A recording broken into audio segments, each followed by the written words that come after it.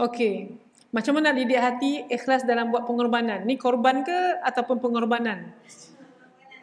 Oh, pengorbanan apa-apa. Okey, baik. Kakak-kakak sekalian, bila cakap tentang ikhlas, okey, dengar ayat yang saya baca sebelum tu. Suratul Falaq.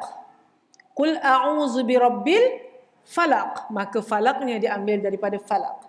Suratul Nas. Qul a'udzu birabbin nas. Maka nasnya diambil daripada nas. Kita tengok satu surah. Suratul Ikhlas. Kita tengok daripada mana diambil. Bismillahirrahmanirrahim. Qul huwallahu ahad. Allahus samad. Lam yalid wa lam yulad. Walam yakul lahu kufuwan ahad. Mana ikhlas Mana kak? Tak ada. Kita ulang lagi sekali. Qul huwallahu ahad. Allahus samad. Lam yalid wa lam yulad.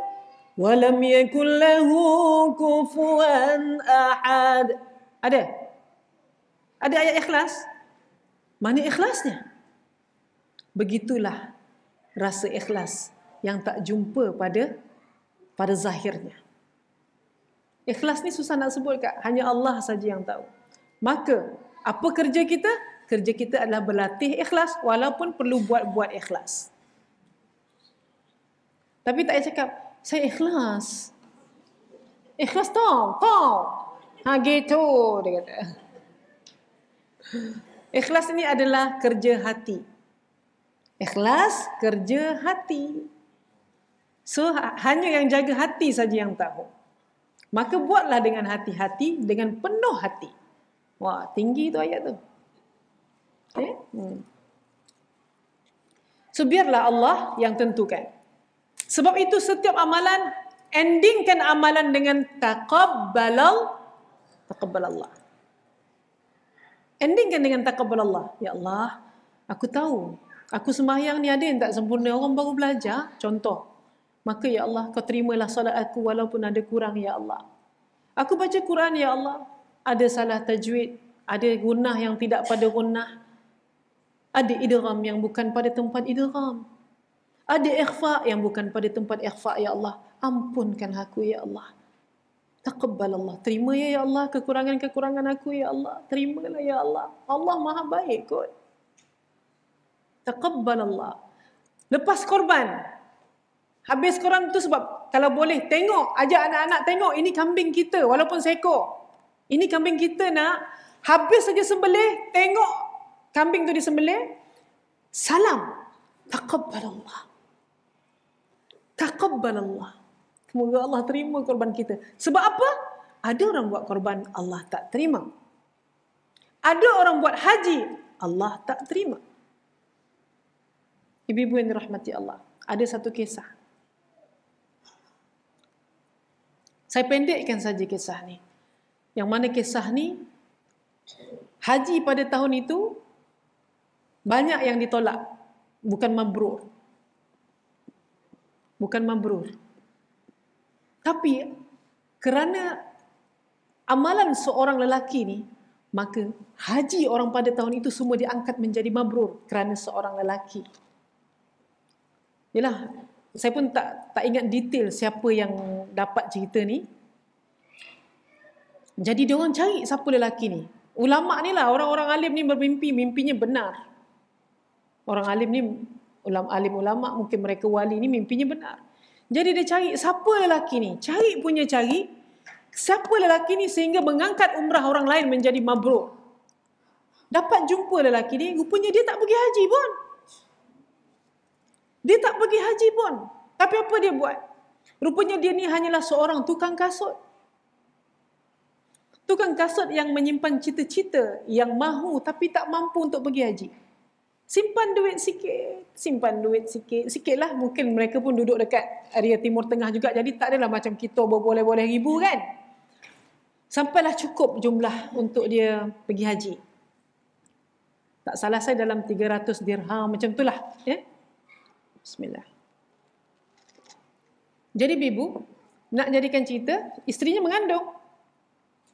Satu hari dia, isteri dia terbau. Orang masak, terbau. Bang, dah mengidam pula. Tergigin botol bau bang, tolong bang, nak sikit jadilah. Ni siapa yang masak bang, cari bang. Suami ni cari.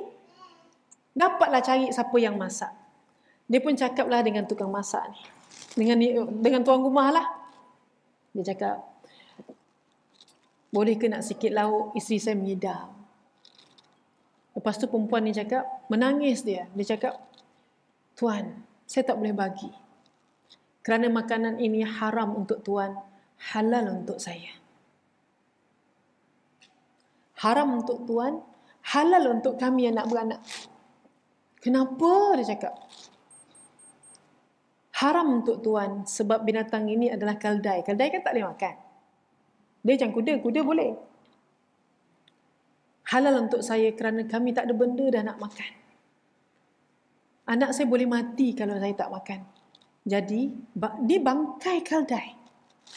Bukan keldai yang hidup disembelih, tidak. Ini hanyalah bangkai keldai yang mati.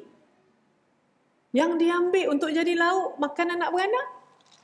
Jadi kalau dalam keadaan darurat, benda yang haram boleh ambil. Tapi janganlah sampai konyang. Contoh dalam hutan, tak ada apa nak makan, yang melintas hanyalah khinzir. Kan? Awak pula main panah, contoh. Tembak mati khinzir tu. Dan yang ada hanya khinzir saja. Famanitturra ghaira baghin. Kalaulah kamu dalam keadaan terdesak, fala ithma alaih. Famanitturra ghaira baghin wala 'adin fala ithma alaih. Maka tidaklah berdosa bagi kamu. Okey, Ibu. Jadi dia kata tu sebab saya kata haram bagi tuan, halal bagi kami. Menangislah lelaki ni. Saya tak ingat nama dia. Dia ambil semua duit simpanan dia yang dia nak pergi haji yang dia dah simpan tak salah saya dalam 10 tahun. Kalau tak salah lebih kurang lah simpan lama duit Dia kata, kau ambil lah duit ni, kau buatlah untuk kegunaan kau anak beranak. Jadi dia balik, dia cakap macam ni, sampai kat rumah dia, Tuhan, haji aku sampai sini je Tuhan. Haji aku sampai sini je Tuhan. Duit aku dah bagi kat dia untuk mereka makan Tuhan. Subhanallah, ibu. Rupanya, lelaki ni mendapat haji yang mabrur. Sebab apa? Niat. Dan amalan yang dia buat. Sebab itu, jangan takut untuk tolong orang. Jangan takut untuk buat baik. Jangan takut untuk rasa kurang harta. Jangan takut untuk mengeluarkan apa yang kita ada. Sebab harta ni ujian je Allah nak tengok. Aku bagi kat engkau. Nak tengok kau boleh share tak dengan orang. Ni adik-beradik susah kau buat tak tahu dia pecah. Anak buah kau sekolah, mak dia ibu tunggal, kau tak tanya khabar, pecah. Aku tak adalah banyak sangat, tapi duit simpanan kau pun ada kan? Kalau simpanan ada 10,000, bagi 500, tak salah kot. Contoh, ibu-ibu. Maka sebab itu, korban disyariatkan untuk kita belajar fikir pasal orang lain.